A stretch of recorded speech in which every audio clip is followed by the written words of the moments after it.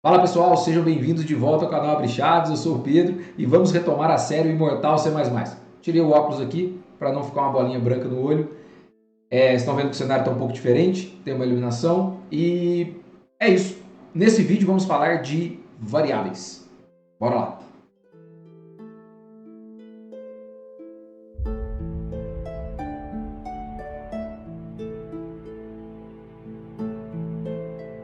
Bom, então vamos lá.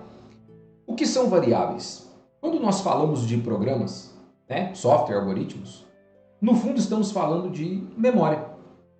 Tudo o que acontece dentro de um programa, todos os dados que passam dentro de um programa, que são processados, que são utilizados, lidos, escritos, etc., eles passam pela memória.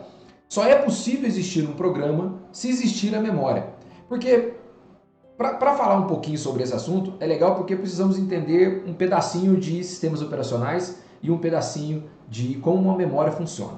Quando nós executamos um programa, seja num celular, num PC, num videogame, num console, qualquer ambiente que rode programas, o que acontece é que o sistema operacional daquela plataforma, ele vai entender que você quer executar um programa e ele pega um pedacinho de memória, separa esse pedacinho de memória, organiza para que você consiga rodar o programa dentro daquele espaço, né?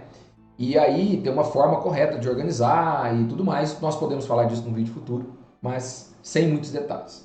Ok, o programa começa a rodar e ele precisa desse espaço de memória para conseguir ler e escrever informações. Quando você insere um dado, um input do controle, ou mesmo um dado no teclado, esse dado ele precisa ser salvo em algum lugar, para que seja manipulado. E esse lugar para ser salvo é na memória. Só que, aí precisamos entender como a memória funciona.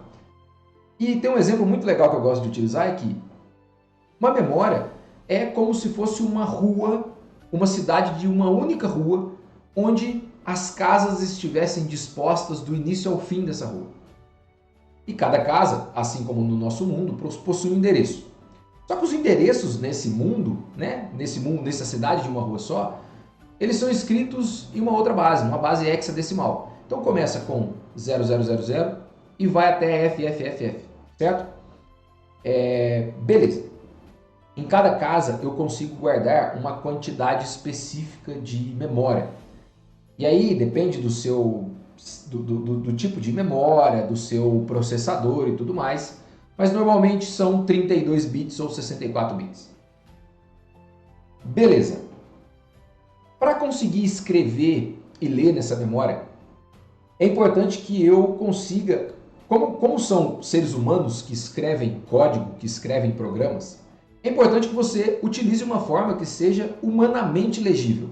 Porque se você for acessar endereços para conseguir encontrar valores, isso seria extremamente complexo.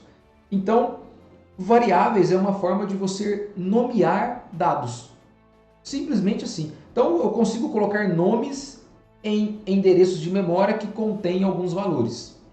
Certo? Se você procurar, por exemplo, no Google, memória de um programa, isso é o que o sistema operacional permite com que você faça. Ele pega um pedacinho de memória, organiza e aí fala que o programa pode rodar nessa área. Quando nós estamos programando, nós precisamos nos preocupar com duas coisas: o que é stack e o que é heap. Não vamos falar disso nesse vídeo agora, mas falaremos no vídeo futuro, que é muito interessante. Mas aí é onde eu disse que as memórias são organizadas de 00FFF. É claro que um programa não utiliza toda a memória disponível do sistema operacional, né? Existe uma organização aqui. Mas o funcionamento, o princípio, é o mesmo. Então, como eu disse, você pode dar nomes a dados. E, como nós temos no mundo real, existem diferentes tipos de dados. Todo programa, basicamente, ele funciona em cima de tipos primitivos. Quais são os tipos primitivos? São os tipos de informações que nós podemos armazenar quando queremos representar em nosso programa um tipo de valor que seja inteiro. Eu posso usar um tipo int. E aí, por exemplo, atribuir um valor inteiro. Nesse ponto, ainda não existe valor. Eu só tenho um endereço da memória onde eu coloquei um nome idade. Do ponto de vista do meu programa, ok, eu tenho um endereço de memória que se chama idade e pode receber um valor inteiro. Qualquer valor, tá? A princípio, qualquer valor inteiro. Quando eu quero, por exemplo, adicionar um valor decimal, eu posso usar o tipo float. Então, por exemplo, eu quero dizer a altura em metros, 1,75. Esse é um valor decimal. Quando eu quero representar uma letra, apenas uma letra, eu posso utilizar um char, né? E o char, ele é uma letra, beleza?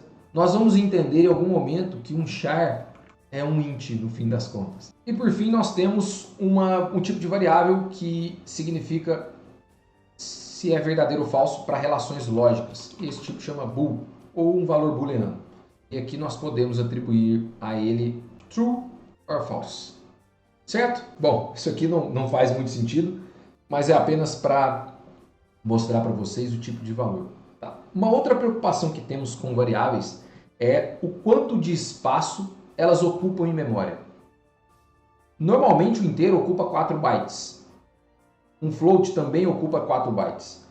Só que, como eu disse que pode ser qualquer valor, não é bem assim. Porque nós entendemos que os valores são representados, eles precisam de bits para serem representados. Porque no fim, sempre são bits. No fim, sempre teremos valores que são representados em bits. E a quantidade de bits disponíveis para aquele valor vai determinar os limites desse valor. Então aqui apenas para mostrar para vocês, nós podemos pesquisar para saber a quantidade de bytes que um tipo de variável ocupa.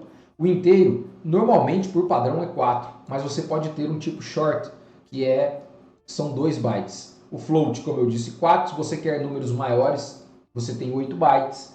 Um char ocupa 1 byte. Enfim, e é importante saber a quantidade de memória que ocupa, porque no futuro um programa começa a ganhar complexidade. E além dos tipos primitivos, nós poderemos construir os nossos tipos, que é quando falaremos de classes, de structs, enfim, outras estruturas de dados. E aí, quando nós estamos construindo essas outras estruturas, nós utilizamos às vezes várias variáveis para representá-lo. Pensa aqui um exemplo, sim, num formulário, uma pessoa. A pessoa tem nome, tem endereço, tem telefone, tem idade, tem CPF, tem uma série de coisas. Se a gente pensar num player, de um game, o player tem posição, ele pode ter status, né, pontos de vida, ele pode ter força de ataque, ele pode ter velocidade, ele pode ter uma série de informações que precisam ser guardadas em variáveis. E aí nós começaremos a construir tipos complexos. E para manuseá-los, quando passarmos por ponteiros, precisaremos ter isso em mente. Ok? Espero que vocês tenham entendido variáveis e até a próxima.